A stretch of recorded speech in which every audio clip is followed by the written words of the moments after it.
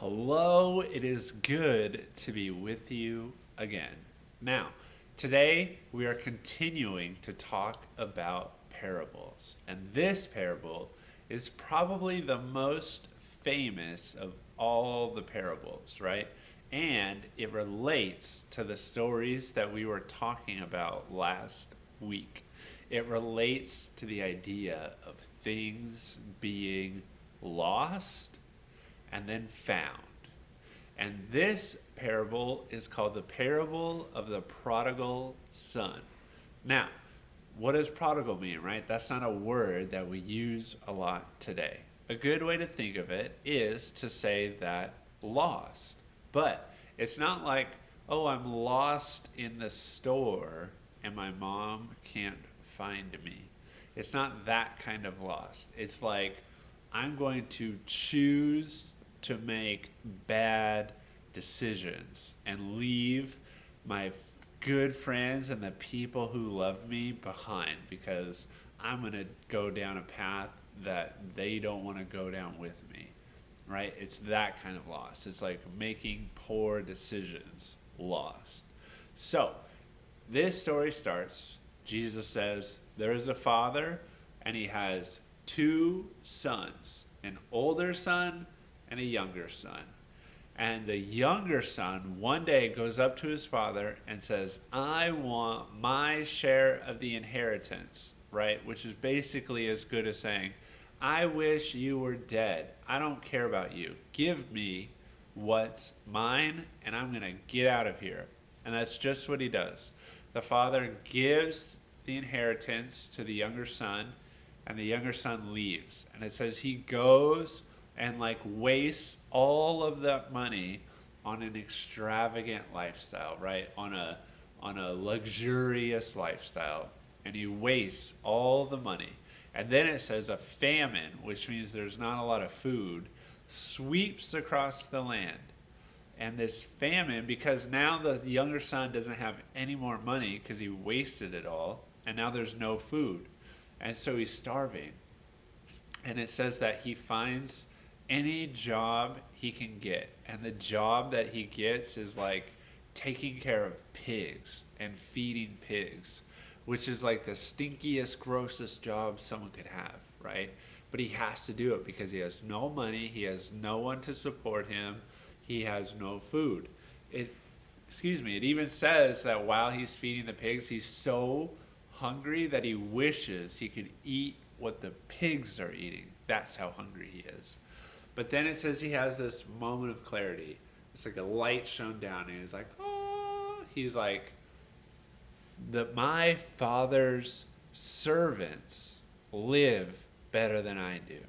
So even though I could never be a son to my father again because of what I did, I could at least go back and be a servant, and I would live better than I'm living now. So the son heads home, and it says that the father sees the younger son coming from a great distance. Now, if you were to guess, how do you think the father would react to the younger son coming back? Remember, the younger son basically said, you're dead to me, and took a bunch of his money. How do you think the father would react? Well, maybe the people that Jesus was telling this story to, they would think, oh, he would be so mad, or he might kick him out, or he maybe, if he was very kind, would let him be a servant. But do you know what Jesus says? Jesus says, the father sees the son, and he runs out to him. He runs out to him, and he gives him the biggest hug. And he is so happy that his son came home. He is so happy that his son came home.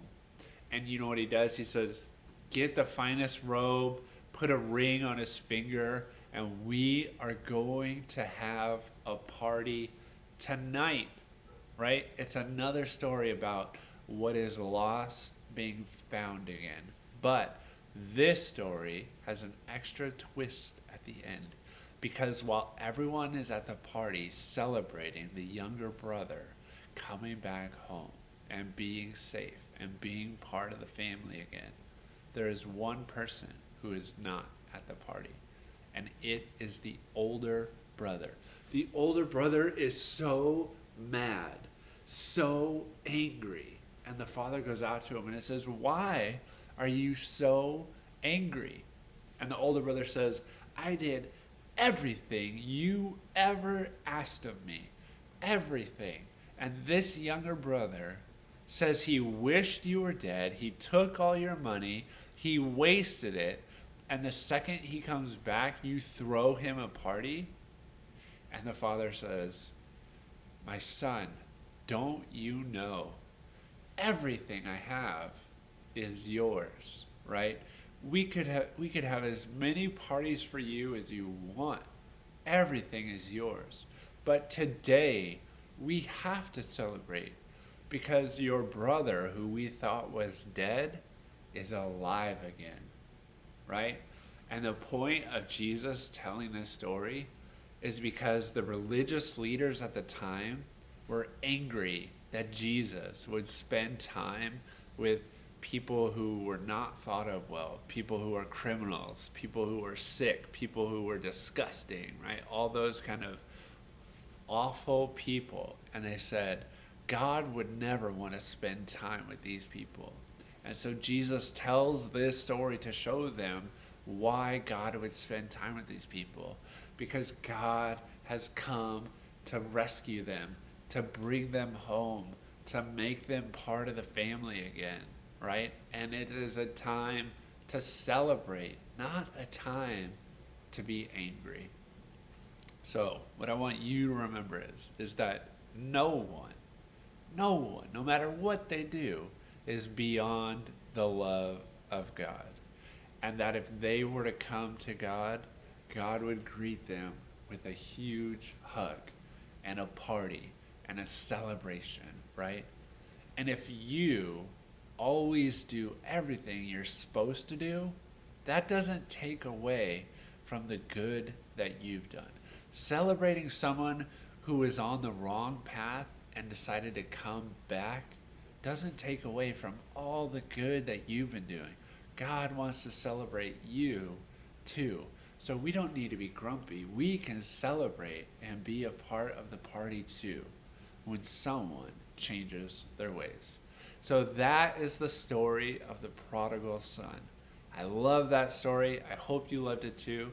Next week we'll have another parable. I'll talk with you then.